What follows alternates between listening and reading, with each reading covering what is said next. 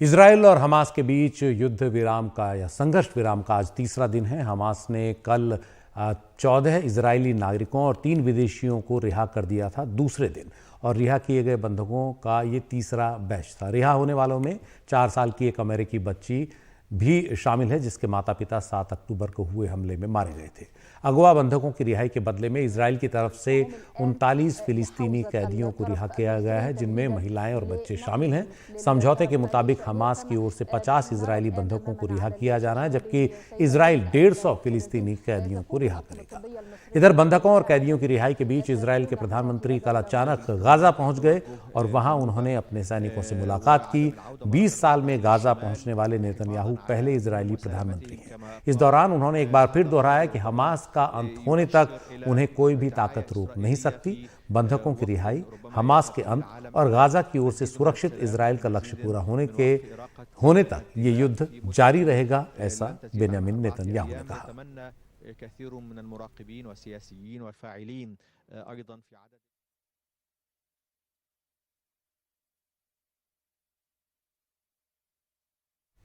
और इस वक्त जो हालात हैं, बेन्यामिन नेतन्याहू का ये दौरा और बंधकों की रिहाई, उस पर ज्यादा जानकारी दे रहे हैं हमारे सहयोगी उमाशंकर सिंह।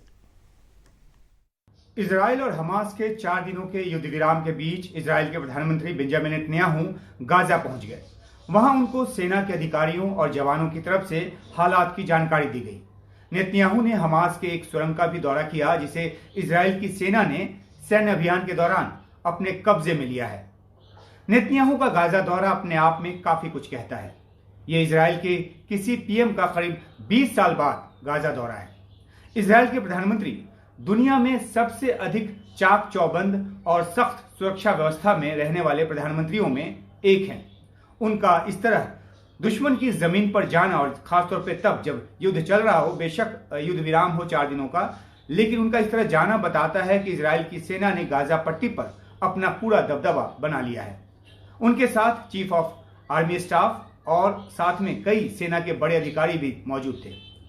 यहां अपनी सेना से बात करते हुए नेतन्याहू ने सैन्य अभियान के 3 अहम मकसद गिनाए: हमास का खात्मा, सभी बंधकों की सुरक्षित वापसी और यह सुनिश्चित करना कि गाजा फिर से इजराइल के लिए कभी खतरा नहीं बने। नेतन्याहू ने एक बार फिर जोर देकर कहा कि इजराइल के अपने युद्ध के मकसद को पूरा करने में कोई भी ताकत उसे नहीं रोक सकती, और इजराइल नहीं रुकेगा जब तक कि मकसद हासिल न कर ले। जाहिर है कि गाजा की जमीन पर जाकर नेतन्याहू ये कह आए हैं कि हमास की सैन्य ताकत का खात्मा करके ही वे रुकेंगे। इस बीच 4 दिनों के युद्ध विराम की मियाद जो है वो पूरी होने वाली है।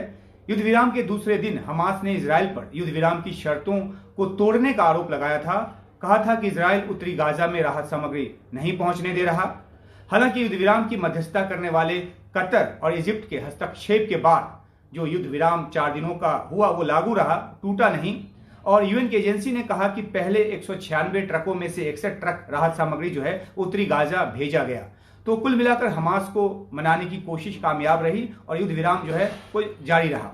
हमास ने इजराइल पर दक्षिणी गाजा के खान यूनिस के ऊपर ड्रोन से निगरानी का आरोप भी लगाया है, और ये भी जो शर्त है युद्ध विराम की उसका उल्लंघन बताया है। और एक विवाद ये भी हुआ कि क्या रेड क्रॉस के कर्मचारी ने बंधकों को सौंपे जाने के समय हमास के एक लड़ाके के बदन पर कोई ट्रैकिंग डिवाइस लगाने की कोशिश की। ये मामला भी तूल पकड़ा। हालांकि रेड क्रॉस ने इसका खंडन किया और इसके बाद जाकर मामला शांत हुआ। खैर, इस तरह के शको सुबह के बीच सवाल है कि युद्ध विराम की अवधि आगे बढ़ेगी या नहीं। कोशिश इस बात की है कि कम से कम 1 या 2 दिन युद्ध विराम को और बढ़ाया जाए। मौजूदा युद्ध विराम का फॉर्मूला यह है कि हर एक बंधक के बदले इजराइल 3 फिलिस्तीनी कैदियों को रिहा कर रहा है। इस मुताबिक देखें तो अगर हमास 1 दिन के युद्ध विराम के लिए 10 बंधकों को छोड़ने को तैयार होता है, तो फिर इजराइल जो है वो भी 30 फिलिस्तीनी कैदियों को रिहा करेगा। इस तरह का प्रस्ताव है। युद्ध विराम के बाद से गाजा में मानवीय मदद पहुंचनी शुरू हुई है, उसमें तेजी आई है और हर दिन करीब 200 के आसपास ट्रक जो है वो गाजा पट्टी पहुंच रहे हैं। इनमें खाने पीने की चीजों के अलावा दवा और टेंट जैसी चीजें भी शामिल है, ताकि जो बेघर हुए लोग हैं उनको राहत मिल सके, वो खुले आसमान के नीचे न रहे, खासतौर पे जब ठंड का मौसम दस्तक दे चुका है तब। और युद्ध विराम जितना लंबा होगा, 23 लाख गाजावासियों के लिए उतनी अधिक राहत की बात होगी, उन तक उतनी मात्रा में राहत सामग्री जो है वो पहुंचेगी। युद्ध विराम को आगे बढ़ाने को लेकर इजराइल ने मोटे तौर पर अपनी तरफ से 2 प्रस्ताव दिया हुआ है। एक तो ये कि अगर हमास 50 की बजाय 100 बंधकों को रिहा करने को तैयार हो जाए तो इजराइल अपनी जेलों से 150 की बजाय 300 फिलिस्तीनियों को छोड़ देगा। इनकी लिस्ट भी उसने तैयार कर ली है। दूसरा ये कि हर 10 बंधकों की रिहाई के बदले युद्ध विराम जो है वो 1 दिन के लिए वो बढ़ाएगा। 4 दिनों में 50 इजरायली बंधकों और करीब 20 विदेशी बंधकों की रिहाई के बाद भी हमास के पास तकरीबन 170 के आसपास बंधक बचेंगे। इनमें से करीब 20 के आसपास जो है वो इजराइल की सेना से जुड़े हैं और हमास शायद खुद अपनी तरफ से उनको कभी ना रिहा करे। तो जो सिविलियन जो कैप्टिव बच जाते हैं, जो सिविलियन बंधक बच जाते हैं, तो क्या 15 दिनों के युद्ध विराम के लिए जो हमास है वो तमाम नागरिक बंधकों को रिहाई के लिए, उनकी रिहाई के लिए क्या तैयार होगा? ये एक बड़ा सवाल है। ये मानना अभी मुनासिब नहीं होगा क्योंकि हमास कुछ बंधकों को तो अपने पास रखना चाहेगा ही, क्योंकि उसे अपनी किसी आगे की शर्त को मनवाने के लिए बंधक की एक बार्गेनिंग पावर है और सबको रिहा करके वो अपने हाथ से ये पावर जाने नहीं देना चाहेगा। एक तरफ युद्ध विराम चल रहा है तो दूसरी तरफ वेस्ट बैंक में इजराइल लगातार धावा बोल रहा है। फिलिस्तीनी स्वास्थ्य विभाग के मुताबिक रविवार के हमले में 5 फिलिस्तीनी मारे गए। 7 अक्टूबर के बाद से अब तक जो वेस्ट बैंक में रेड्स डाले गए हैं उनमें और जो हमले हुए उनमें 239 फिलिस्तीनी मारे जा चुके हैं। करीब 3000 फिलिस्तीनियों को पकड़ा भी गया है जो इजराइल के मुताबिक हमास के सदस्य हैं। वेस्ट बैंक में इजराइल की इस तरह की का जो सैन्य अभियान है वो युद्ध विराम को आगे बढ़ाने में रोड़ा बन सकता है, क्योंकि इस पे जो आपत्ति है वो जताई जा रही है। 7 अक्टूबर को इजराइल पर जो आतंकवादी हमला हुआ उसके बाद इजराइल की तरफ से गाजा पर लगातार बमबारी की गई।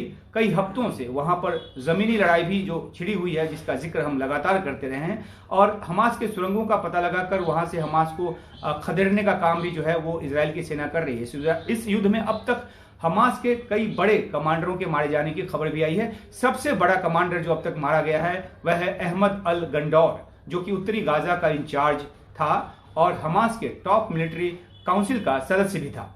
इजराइल की सेना ने इसकी पुष्टि की है और इजराइल के दावे के मुताबिक रॉकेट फायरिंग यूनिट का, जो हमास का रॉकेट फायरिंग यूनिट है, उसका मुखिया अयमान सीमान जो इस नाम का व्यक्ति है वो भी मारा गया। उसके साथ 3 और बड़े कमांडर जो है वो मारे गए। हालांकि हमास के सैन्य विंग का जो प्रमुख है सिनवार, उसके बारे में कहा जा रहा है कि वो खान यूनिस में है और वहां से गुप्त ठिकाने से अपने ऑपरेशन को चला रहा है। इजराइल की कोशिश सिनवार तक पहुंचने की होगी, लेकिन कब तक पहुंच पाएगा ये अभी कहा नहीं जा सकता।